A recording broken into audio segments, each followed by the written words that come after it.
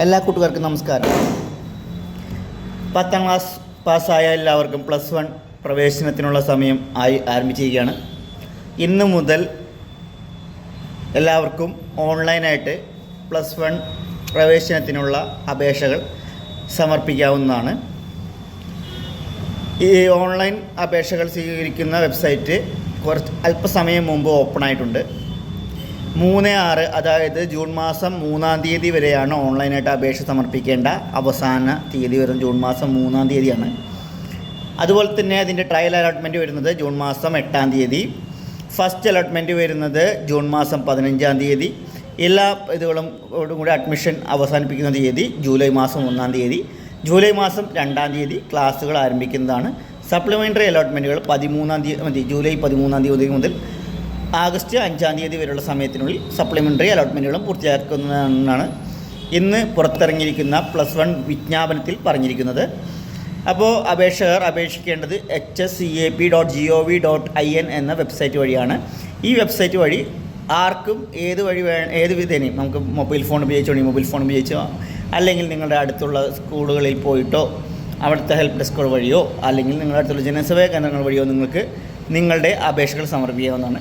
അപേക്ഷകൾ സമർപ്പിക്കുമ്പോൾ ശ്രദ്ധിക്കേണ്ടത് എന്താണെന്ന് വെച്ചാൽ അതിൻ്റെ ഉള്ളൊരു കാൻഡിഡേറ്റ് ലോഗിൻ ക്രിയേറ്റ് ചെയ്യണം. ആദ്യം തന്നെ കാൻഡിഡേറ്റ് ലോഗിൻ ക്രിയേറ്റ് ചെയ്യുക. നിങ്ങളുടെ ഡീറ്റെയിലും കാര്യങ്ങളൊക്കെ കൊടുത്ത് കാൻഡിഡേറ്റ് ലോഗിൻ ക്രിയേറ്റ് ചെയ്യുക. കാൻഡിഡേറ്റ് ലോഗിൻ ക്രിയേറ്റ് ചെയ്യുന്ന സമയത്ത് നിങ്ങളുടെ അപേക്ഷാ നമ്പറും അതുപോലെ തന്നെ യൂസർ നെയിം പാസ്വേഡ് നിങ്ങളുടെ മൊബൈലിൽ മെസ്സേജ് വന്ന നിലയിൽ നിങ്ങളുടെ കമ്പ്യൂട്ടറിൽ അതായത് നിങ്ങൾ ചെയ്യുന്ന പ്ലാറ്റ്ഫോം എവിടെയോ അവിടെ ക്ലിയർ ആയിട്ട് ഓപ്പണായി വരുന്നതാണ്. ഈ വരുന്ന മെസ്സേജിൽ നിന്നും ഇത് കൃത്യമായി നോട്ട് ചെയ്ത് വെക്കേണ്ടതാണ്. കാരണം ഈ candidate login candidate login create ചെയ്തതിന് ശേഷം ഇത് ഉപയോഗിച്ചിട്ട് വേണം പിന്നീട് നിങ്ങൾക്ക് നിങ്ങളുടെ അപേക്ഷ പൂർത്തിയാക്കാൻ. അപേക്ഷ പൂർത്തീകരിച്ച് കഴിയുമ്പോൾ അതിൻ്റെ പ്രിൻ്റ് ഔട്ട് നിങ്ങളെടുത്ത് സൂക്ഷിച്ച് വയ്ക്കുക. അപേക്ഷാ ഫീസ് നിങ്ങൾക്ക് ഓൺലൈനായിട്ട് അടയ്ക്കേണ്ടതില്ല. അപേക്ഷ ഫീസ് നിങ്ങളുടെ പ്രവേശന സമയത്ത് അതായത് അലോട്ട്മെൻറ്റുകൾ ലഭിച്ച് നിങ്ങൾ സ്കൂളിൽ പ്രവേശനത്തിന് ചെല്ലുന്ന സമയത്താണ് അപേക്ഷാ ഫീസ് അടക്കം പ്രവേശന ഫീസിനോടൊപ്പമാണ് നിങ്ങളുടെ കയ്യിൽ നിന്നും സ്കൂളുകൾ ഈടാക്കുക. അതിനുവേണ്ടി പ്രത്യേകിച്ച് നിങ്ങൾ സ്കൂളിൽ പോകണമെന്നില്ല. അപ്പോൾ ഇത് അപേക്ഷിച്ച് കഴിഞ്ഞ് നിങ്ങൾ ഈ നമ്പറുകളൊക്കെ കാര്യങ്ങളൊക്കെ നോട്ട് ചെയ്ത് വയ്ക്കുക. നിങ്ങളുടെ ഓരോ അലോട്ട്മെൻറ്റ് സമയത്തും നിങ്ങൾക്ക് ഈ അപേക്ഷ നമ്പർ ഉപയോഗിച്ചിട്ട് നിങ്ങളുടെ അലോട്ട്മെൻറ്റ് നിങ്ങൾക്ക് എവിടെയാണ് പ്രവേശനം ലഭിച്ചിരിക്കുന്നതെന്ന് നിങ്ങൾക്ക് നോക്കാൻ പറ്റും. ഒപ്പം തന്നെ നിങ്ങൾ ഈ സൈറ്റിൽ കയറുമ്പോൾ ശ്രദ്ധിക്കേണ്ട കാര്യം സ്കൂൾ കോഡ്, സബ്ജക്റ്റ് കോഡ് എന്നീ 2 കാര്യങ്ങളാണ്. ഈ സ്കൂൾ കോഡ്, സബ്ജക്റ്റ് കോഡ് എന്നതുപോലെ തന്നെ സ്വയം ചെയ്യുന്ന വിദ്യാർത്ഥികൾ ശ്രദ്ധിക്കേണ്ട വേറൊരു കാര്യം നിങ്ങളുടെ മാർക്ക് അപ്ലോഡിങ് രീതിയാണ്. A+ന് 9 പോയിൻറ്റ്, Aക്ക് 8 point, B+7 point, B 6 point, C+5 point, C 4 point എന്നിങ്ങനെയാണ് മാർക്കുകൾ നമ്മൾ മാർക്ക് അപ്ലോഡിങ് സമയത്ത് ഇതുപയോഗിച്ച് ഉള്ള കാൽക്കുലേഷൻ പ്രകാരമാണ് നമുക്ക് അഡ്മിഷൻ ലഭ്യമാക്കുന്നത്. അപ്പോൾ നമ്മളെല്ലാ സബ്ജക്റ്റിൻ്റെയും മാർക്കുകൾ അതായത് നമ്മുടെ ഗ്രേഡ് അല്ലെങ്കിൽ ഈ പറഞ്ഞ പോയിൻ്റ് ആണ് നിങ്ങൾ അപ്ലോഡ് ചെയ്യേണ്ടത്. അപ്പോൾ അതിൻ്റെ ഉള്ള ഓപ്ഷൻ വരുന്നതനുസരിച്ച് നിങ്ങൾ അപ്ലോഡ് ചെയ്യുക. ഒപ്പം തന്നെ നിങ്ങളുടെ മാർക്ക് ലിസ്റ്റ് ഒന്ന് നിങ്ങൾക്ക് അപ്ലോഡ് ചെയ്യേണ്ടി വരും. മാർക്ക് ലിസ്റ്റ് എല്ലാവരും കയ്യിൽ കരുതുക. ഒപ്പം തന്നെ ആധാർ കാർഡ് കയ്യിൽ കരുതുക. ആധാർ കാർഡ് നിങ്ങളുടെ ID പ്രൂഫിനായിട്ട് നമ്മൾ ആധാർ നമ്പർ ചോദിക്കുമ്പോൾ കൊടുക്കേണ്ടതാണ്. അതുപോലെ തന്നെ 10ാം ക്ലാസ്സിൻ്റെ രജിസ്റ്റർ നമ്പർ ചോദിക്കും. ഡീറ്റെയിൽ കാര്യങ്ങളൊക്കെ നമ്മൾ അപ്ലോഡ് ചെയ്ത് എല്ലാം ചെയ്തതിന് ശേഷം കിട്ടുന്ന പ്രിൻ്റ് ഔട്ട് നിങ്ങൾ സൂക്ഷിച്ച് വയ്ക്കുക. ആ പ്രിൻ്റ് ഔട്ടിൽ നമ്പർ കാര്യങ്ങൾ നോട്ട് ചെയ്ത് വയ്ക്കുക. ഓരോ അലോട്ട്മെൻറ്റ് സമയത്ത് ഈ നമ്പർ ഉപയോഗിച്ചിട്ട് അല്ലെങ്കിൽ നിങ്ങളുടെ ക്യാൻഡിൽ ലോഗിൻ ഉപയോഗിച്ചിട്ട് വേണം നിങ്ങളുടെ അലോട്ട്മെൻറ്റുകൾ നിങ്ങൾക്ക് ചെക്ക് ചെയ്യാനായിട്ട്. ഓരോ അലോട്ട്മെൻറ്റുകളും ചെക്ക് ചെയ്യുക. വേറൊരു കാര്യം, നിങ്ങൾ സ്കൂളുകളിൽ അപേക്ഷ വയ്ക്കുന്ന സമയത്ത് ശ്രദ്ധിക്കേണ്ടതാണ് സ്കൂൾ കോഡ്, സബ്ജക്റ്റ് കോഡ് എന്നിവ.